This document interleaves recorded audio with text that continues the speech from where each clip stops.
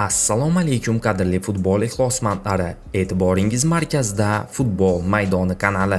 Kanalimizga obuna bo'lib, videolarimizga like bosishni unutmang.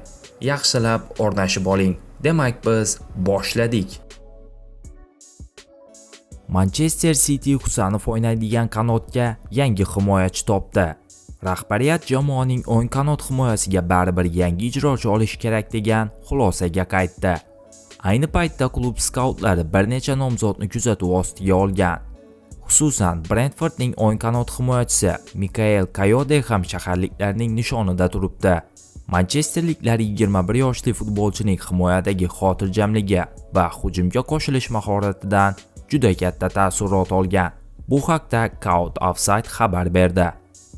Manbaga ko'ra, italiyalik o'yinchiga Bavariya, Juventus va Inter ham qiziqish bildirmoqda.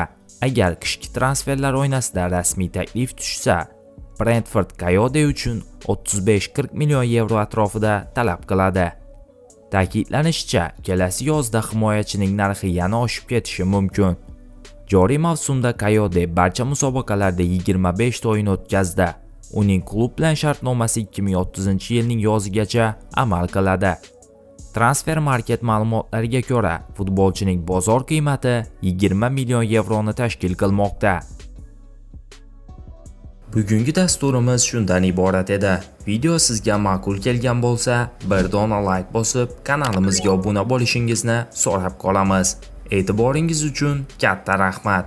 Bizni kuzatishda davom eting.